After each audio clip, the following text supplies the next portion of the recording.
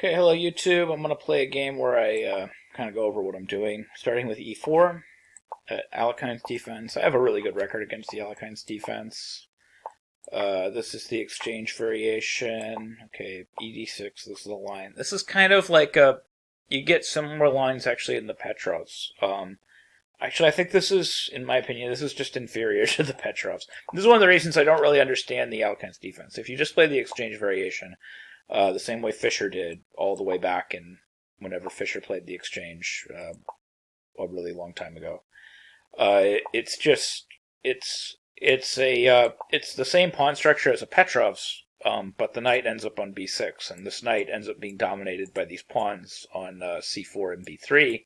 So the way I look at it is you're just better off playing a Petrov's and ending up with the same pawn structure, but just altogether better situation. We'll see if he wants to trade off his bishop pair here. It's actually not a terrible idea for him to trade off the bishop pair. Just because, I mean, he has a little bit less space, so he just kind of wants to get rid of pieces in general. But it definitely clarifies that white is the only person that can have any kind of advantage here. It's very clear that that's true now. So here, that's a good move because it's basically getting the bishop pair back by force. Yeah, and I'm not really sure what to do here, so just improving the position of my rook. Putting my queen on a better square. I'm going to have to shuffle this rook to e1 or play pawn to e4 on the next move, and I'll have a big center. I don't know what I'm going to do with it, but I'll have a big center. I'm going to play e4 right away. We can't be left with this weakness. And we'll take back with the knight immediately if he takes, I think. Either that or taking back with the bishop is pretty good. I think either recapture. Any recapture should be fine here. And this is just going to be slight edge white, because again, white has more space. So kind of a pretty position for white, but I don't know. I mean, this is one of the things people do in the Alekhines in this type of position is you get a pretty position and then they just kind of argue that it's not enough for like a full point or whatever. And I never understood that. It's, you know, if it's a good position, it's a good position.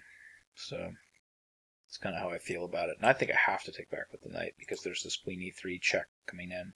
So like if takes and I take back with the pawn, he's got rook f1, which is tricky. Okay, so we're going to go here.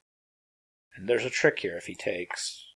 I think I have bishop d5. Pretty sure I have bishop d5. What's interesting is I think I have queen d5. But maybe I'm being too fancy with queen d5. Yeah, let's just play bishop d5. I'm going to look at it right after the game and see if I had both. I probably had both. I probably queen d5 was better. No, maybe not. Who knows? Okay, so we're going to take back with the pawn. We're going to take here. I'm just going to simplify this. I don't want any funny business.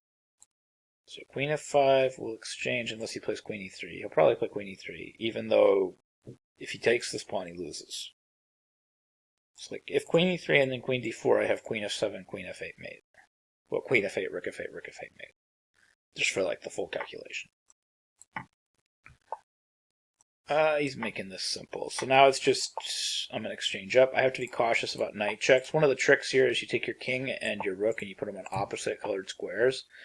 And once you do that, a knight fork is actually impossible. So you can't lose to a knight fork as long as your king and rook remain on opposite colored squares. So here he's going active with his knight, and we could try to defend all day long. Well, I'll make that defensive move. But the main thing is we need to get active with our rook. In the endgame, it's still a war for activity.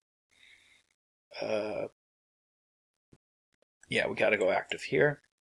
He's probably just going to come back and defend, like knight d6 is fine. Okay, this is good. We're going to win a pawn here. He's got knight d2 and knight b3 picking up this pawn, but it's more important, I think, for me to loosen up his pawns than worry about what he's about to do to my pawns. And we're going to go here. I will gladly take. Okay, we're going to go here.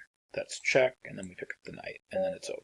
Okay, so I'm curious. Let's just look at the analysis board here. Like, I mean, really, like the critical moment. Like, I know that, like, the computer's going to say this was all just slight advantage white, pretty much no matter what. So, I mean, we know that. Yeah, it wants other, like, nothing moves, but whatever. It's saying all of it's about the same, just like plus a pawn or something for white. Although here it didn't like queen b1, it liked queen e2. Oh, okay. Good to know. But then takes, rook takes, it liked knight e4, it didn't like bishop d5.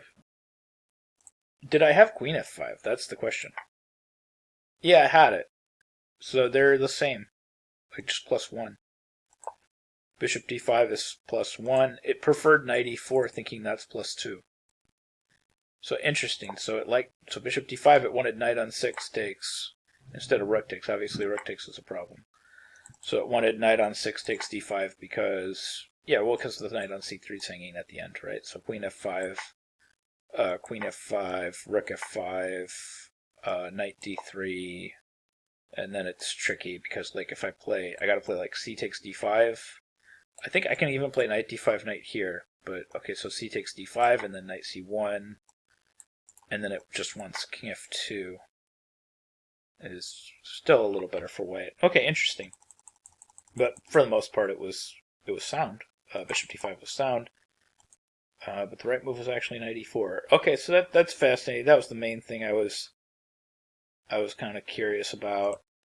I guess we can go a little bit deeper here, but this endgame was just, yeah, this was just advantage white almost no matter what. Not a whole lot was going to change that. Okay, so that's kind of an interesting game. Just a semi-instructive how to win when you're an exchange up in the endgame as well. Just showing you how to win with that extra exchange, just kind of maintaining the activity, etc. Avoiding the rook checks, keeping that king and rook on opposite colored squares. That's really critical. And just a good little way to get a very slight edge against the Alekhine's defense. Just play the exchange variation, just get your slight edge, and just play chess. Well, anyways, hope you found that video helpful. Hope you found this game instructive. Hope you learned something new about chess and can use some of these ideas in your own games. Thank you very much for watching.